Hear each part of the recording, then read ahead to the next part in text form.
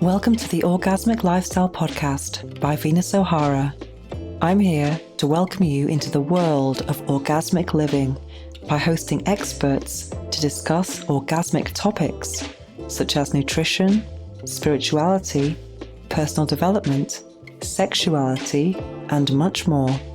Here, we will offer lifestyle lessons that can help you lead a fulfilling, joyous, and orgasmic lifestyle. I'm your guide, Venus O'Hara.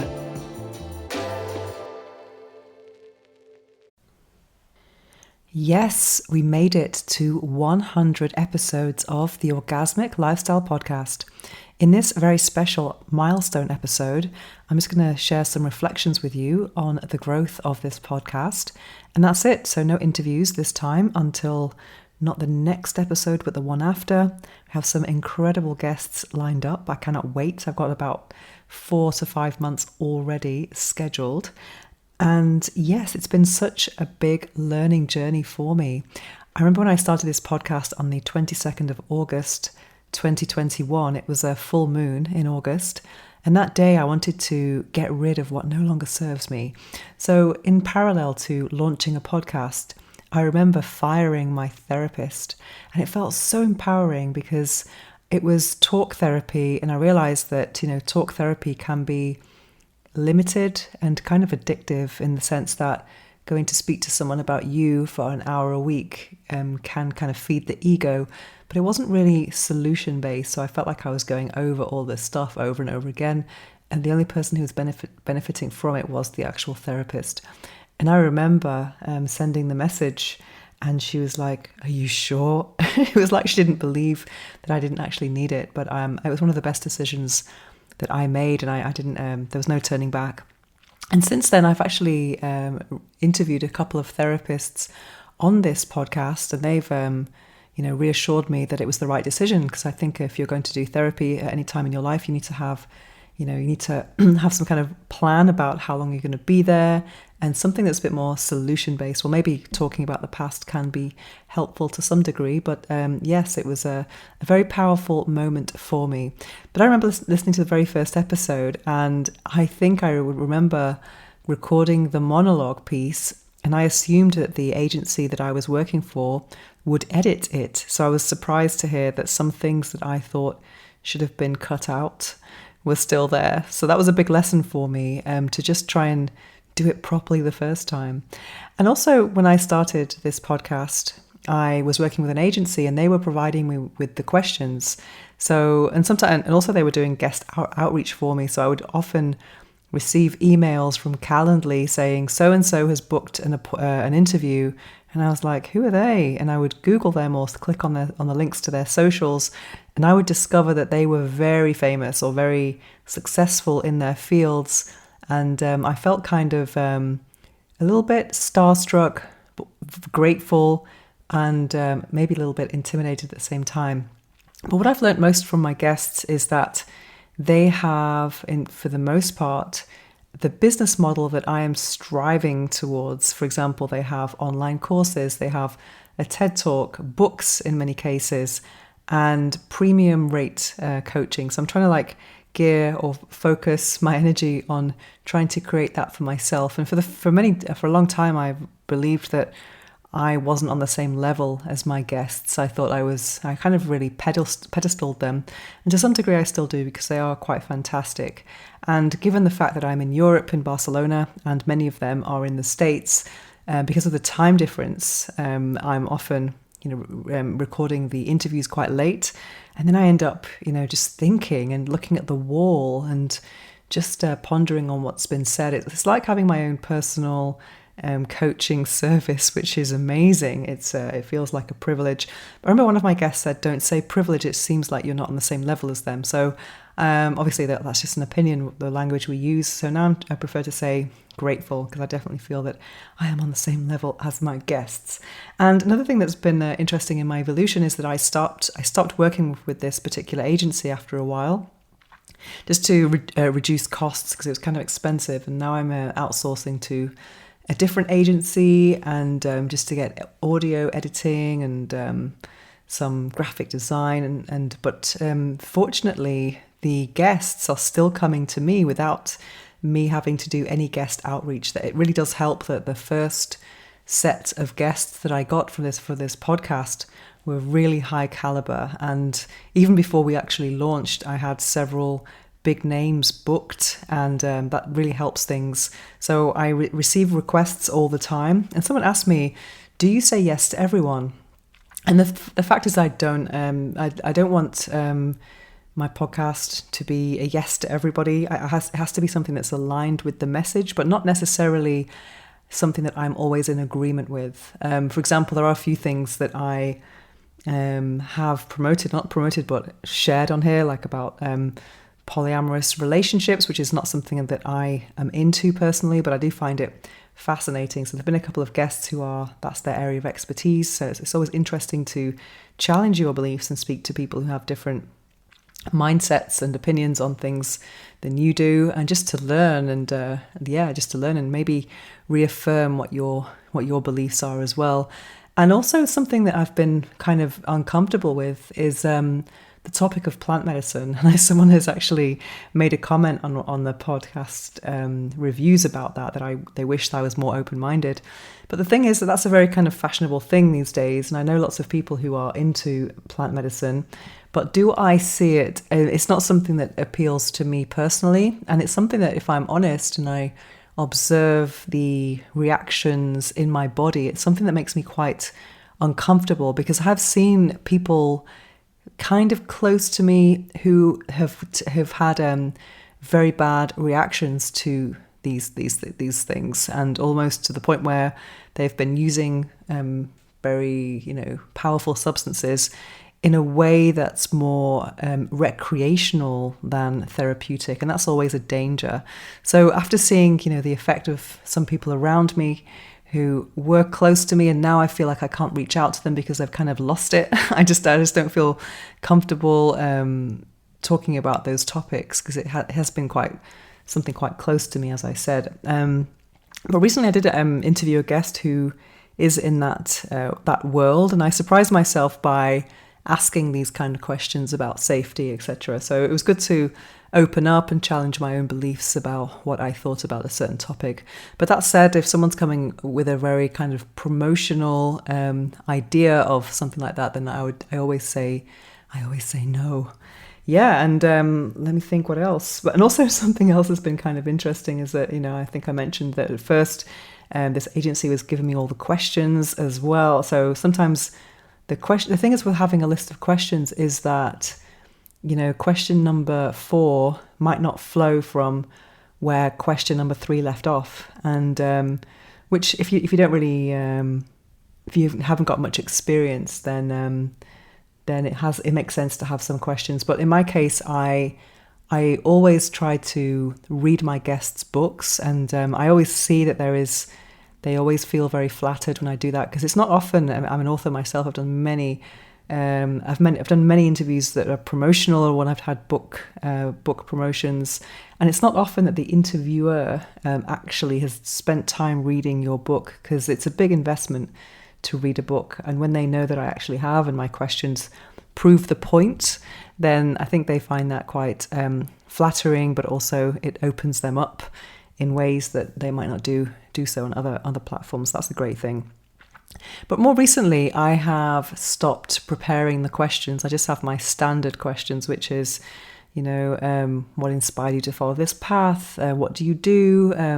And what's the book that changed your life? And what's the quote you live by? Where can people find you? Those are the questions that I repeat with all of my guests.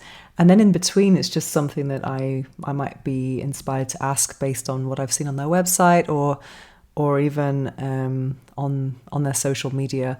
But those questions tend to come about very naturally these days.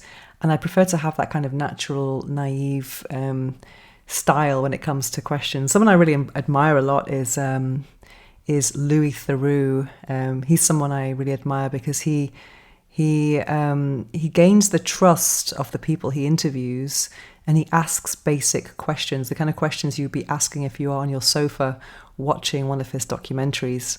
because I know that there are many different interview styles, and I know that there's a program in the UK called, I think it's called Hard Talk or something like that. And if you survive one of those interviews, you're kind of like, oh wow, I made it. But I think there's power in gaining trust, and someone I've admired a lot for interview style over the years is Oprah, actually, because she gains people's trust, but at the same time she will still ask those questions that everyone wants to know. And I think that's the great, the best of both worlds, so to speak. So I've been trying to develop my interview skills based on natural curiosity, and also just things that I want to know personally, but things that I think could be interesting. And often in my interviews, you'll hear people say, "That's a really good question." I'm thinking, "Whoa, I just didn't even prepare this." So it's highly, highly flattering. So yeah, the podcast is for me. I wanted to create the orgasmic lifestyle to kind of break out of the world of just sexuality, because I've been in the space of sexual wellness now since 2009, and which is a great thing. I'm very, very, very inspired. I'm very grateful to be in this space, which is a fun space to be in. It's also very challenging in terms of the censorship that we face, and also the judgment and stigma that surrounds sexuality. But also my interests are not, limited to sexuality. And I do think that sexuality is much more powerful and digestible when it's wrapped up as a lifestyle topic, in amongst other things such as health, nutrition, meditation, spirituality, personal development, and all the other things that we talk about on here. But the problem with that is also, choosing a category for my podcast, because I'm currently in the sexuality podcast category. But now, if you've been watching as time goes by, there are less and less interviews about sexuality these days. So I've decided to do sexuality on every full moon, because we have a lunar schedule, which I started at the beginning. It was new moon and full moon. And then I just had so many interviews lined up that I had to start thinking about publishing more often. So now we have first quarter moon and the third quarter. And it became kind of a lot for me to try and read 4 books a month. So I decided to kind of go back, to dial back a little bit on the full kind of format for all of the episodes. So now on the third quarter, I am doing a guided visualization meditation, which is a bit different from the affirmations that I'm doing. And I really do enjoy that. It's kind of like taking you on some kind of journey in a natural setting. It could be a beach, it could be the space, the cosmos, it could be a forest. And then there are some affirmations as well. So these are topics based on topics that I think we all need. Well, based on my kind of needs at the time, and I like to share that wisdom on this podcast for the third quarter. But now, as I plan out the future of the podcast, I am just putting sexuality on full moons, and then on the other episodes on new moon and first quarter are going to be all the other topics that we have, which is a lot of it lately is becoming more. The spiritual space is getting stronger and stronger, which is amazing, without me having to actually manipulate it to go in that direction. It's just happening very, very organically, which is amazing. And so I'm excited about the next 100 episodes. And if you're familiar with my content, you may not realize this, but I'm actually a very shy person. So I'm trying to step out of this shyness and start promoting these episodes a bit more on social media with short videos. And now I have a content strategy accountability partner who is really pushing me now to start making short videos, just speaking to my phone, and that's something I actually started today. So I think that's going to really help things. It's going to help my shyness for sure, because there's no point being shy if you want visibility. You've got to get over that very fast. And so I hope you continue to enjoy this podcast. It's been an amazing journey for me, and I think if I listen to some episodes, I've really opened up a lot of my. I've shared so many secrets on here, and I've shared many things that felt appropriate and natural to share. And sometimes I just forget that people are watching or listening rather. And then people write to me and they said, oh my God. It's like, oh my God. Yeah, it feels kind of exposed. But one thing I am proud about is that I don't speak about my life in real time, which is very important. I think when you are in the public space to some degree, whatever extent you are, it's very important to have those boundaries very clear, like what is sacred and private. And for me, present situations are very sacred and private, but I tend to focus more on learnings from the past and emotions from certain situations, as opposed to giving a kind of, breakdown of stories and characters and all of that from my life, because I think that could be that could give you that could implicate your life in ways that might not be productive or fruitful, depending on what you want to do, of course. I remember watching that series, what was it called? Nobody Wants This, and I don't know if you've watched that on Netflix, but I would recommend that to anyone who's interested in a rom-com and to see if love can survive many challenges. And the woman in it is a sex podcaster, and it really that's one of the reasons why I loved that series, because it really speaks to this the job I have of interviewing experts and also testing sex toys and different products. And I just love the fact that something like this that I'm doing has now become very mainstream in terms of how it's seen in the media. So it's something very, very, very positive. And may it continue. So there we have it. That is my monologue of today, 100 episodes of the Orgasmic Lifestyle Podcast. I'm so happy to be here, to be comfortable in this space and inspired to keep on sharing. Thank you so much to every single person who is listening to this right now. I really appreciate you, whoever you are, and I wish you a really amazing Taurus full moon. Thank you, thank you, thank you.